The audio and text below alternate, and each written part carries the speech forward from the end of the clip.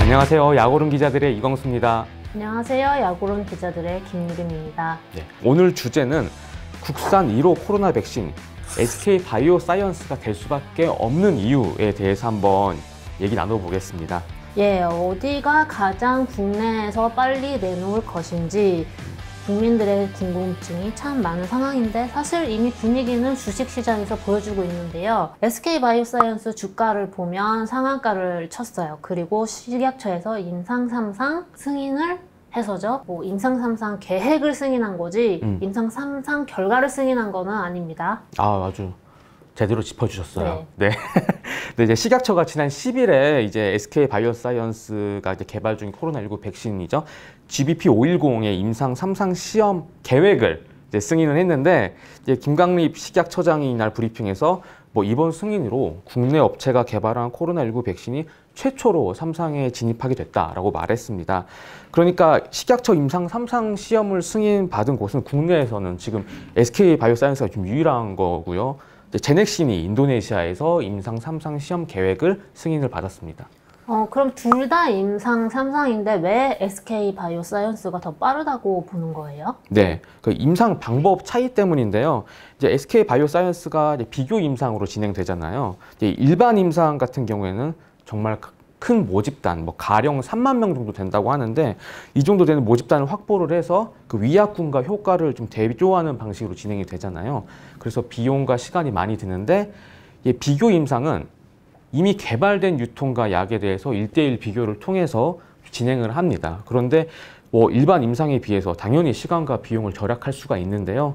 SK바이오사이언스가 이 비교 임상이고 이 제넥신은 일반 임상이라는 차이가 있습니다. 그러면 지금 느긋한 상황이 아닌데 확진자 수를 보면 아니죠. 이게 백신 확보도 어려운데 빨리 모든 국내 백신 개발사들이 비교 임상을 다 해야 되는 거 아닌가요? 저도 그렇게 생각했어요. 좀 빨리 맞아야 되는데 어떻게 일반 임상 지금 시작하면 언제 끝나냐 뭐 이런 생각했었는데, 여러 가지가 이유가 있는데, 일단 비교 임상을 하려면 대조 백신을 확보해야 된다고 합니다. 근데 SK바이오사이언스는 그 아스트라제네카 백신을 이제 비교 임상 대조 백신으로 확보를 했고, 유림 기자께서 말씀하신 것처럼 정부 차원에서도 지금 백신 확보가 어려운 상황이잖아요. 그래서 중소제약사 같은 경우에는 이 대조 백신을 구하는 것부터가 이제 막히는 거예요. 그래서 식약처에서 3상 시험 우리 한번 해볼게 라고 한 곳도 사실 SK바이오사이언스가 유일한 상황이고요. 제넥신은 일찌감치 일반 임상으로 틀었고, 뭐 나머지 뭐 유바이오로직스 등등 이제 코로나19 백신을 개발하고 있는 업체들은 이제 비교 임상을 하겠다는 입장이긴 해요. 제가 취재를 해보니까. 그런데 일단 대조 백신을 확보할 방법을 못 찾아서 앞으로 어떻게 좀 찾을 것인지 좀 정부 지원도 좀 기대를 하는 것 같고, 좀 그런 상황인 것으로 파악이 됩니다. 중화 항체가, 이게 이제 특정 바이러스를 중화할 수 있는 항체의 양을 뜻한다고 하는데요. 이 중화 항체가가 이제 백신 효능을 평가하는 핵심 지표이고 개발 성패가 달려 있다. 좀 이렇게 업계에서는 얘기가 나오는데, 이 모더나 화이자 같은 경우에는 이제 예외 없이 임상 초기부터 이 중화 항체가를 이제 공개를 했었는데요. 지금 국내에서 코로나19 백신 개발하는 곳이 SK바이오사이언스를 포함해서 7곳 정도가 되는 것으로 지금 파악이 되는데, 이 중화항체가를 공개한 곳이 SK바이오사이언스 그리고 제넥신 이 두 곳밖에 없다고 하는데 맞나요? 네, 맞아요. 간단하게 설명을 드리자면 중화항체는 0.1%, 1%가 형성이 돼도 형성됐다고 할 수 있는 거예요. 그러니까 환자 100명에서 각각 1%씩만 중화항체가 형성이 돼도 중화항체가 우리는 100% 형성됐습니다 라고 할 수 있는 건데, 그게 아니라 이제 중화항체가, 이제 중화항체 값이라고 이해를 하면 될 텐데, 그러니까 통상적으로 백신의 중화항체가는 회복기 환자보다 높게 나와요. 근데 작년 7월에 그 모더나 mRNA 백신 1상 임상 데이터를 보면 3상 용량으로 확정됐고, 그리고 우리가 지금 맞고 있는 상용화된 백신의 용량이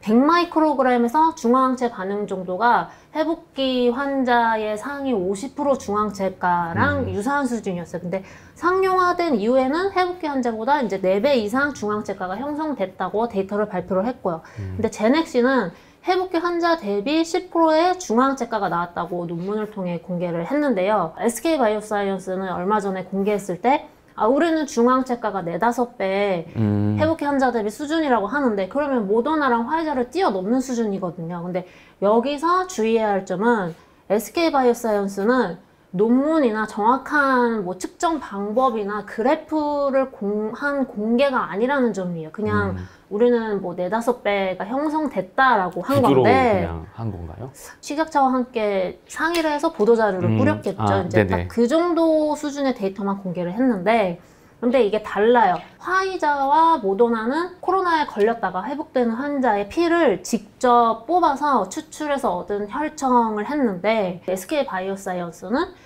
영국 국립바이오의약품 표준화 연구소라는 곳이 있는데 여기서 이제 전 세계 모든 백신의 뭔가 표준 물질을 만드는 곳이기는 한데 여기에서 만들어 놓은 혈청을 얻어가지고 비교를 한 거예요. 그래서 단순히 그 SK바이오사이언스가 4-5배의 중앙채가가 형성이 됐다고 해서 화이자와 모더나를 뛰어넘었다라고는 속단하기는 좀 일러요. 이후에 논문이나 구체적으로 그래프를 공개를 하면 정확하게 알 수 있는 상황이에요. 근데 그래도 뭐 제넥신이랑 SK바이오사이언스 그 국내에서 유일하게 중앙채가를 공개한 곳인데 그 두 개 중에서는 중앙채가가 그나마 그 높다고 나왔으니까 가장 기대해 볼 만하다고 할 수 있습니다. 정말 아주 중요한 얘기 해주셨어요. 네.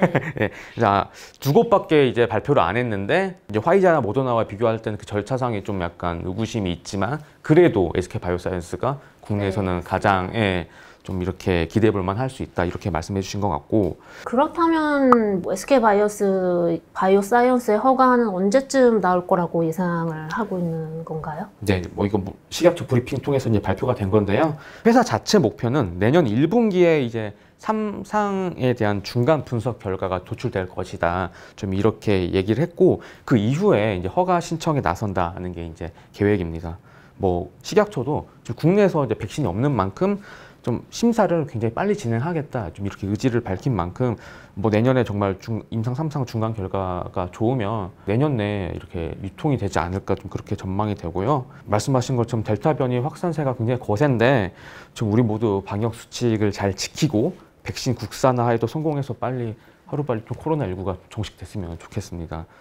마지막으로 끝내기 전에 개인 투자자, 이제 동학 개미들을 위한 꿀팁을 얘기를 하자면 일단 올해는 SK바이오사이언스의 모든 호재는 거의 다 나왔다고 볼 수가 있고요. 왜냐하면 이제 SK바이오사이언스가 이제 노바백스 미국 회사의 CM으로 하고 있기는 한데 노바백스가 승인이 1분기에 나온다고 했다가 지금까지 지연된 거 보면 올해 안에 승인이 좀 어렵지 않을까라는 얘기도 있기 때문에 일단은 올해는 지금이 고점이라고 기관 투자자분들께서 조언을 해주셨기 때문에 그 점을 참고하시고 뭐 분할 매도를 하시던지 아니면 뭐 전체적으로 다 매도를 한 다음에 조금 내려간 다음에 노바백스 그 생산을 앞두고 한 번 더 매수를 하시던지 그렇게 조언을 하셨습니다.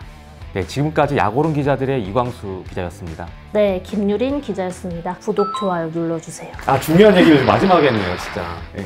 감사합니다. 감사합니다.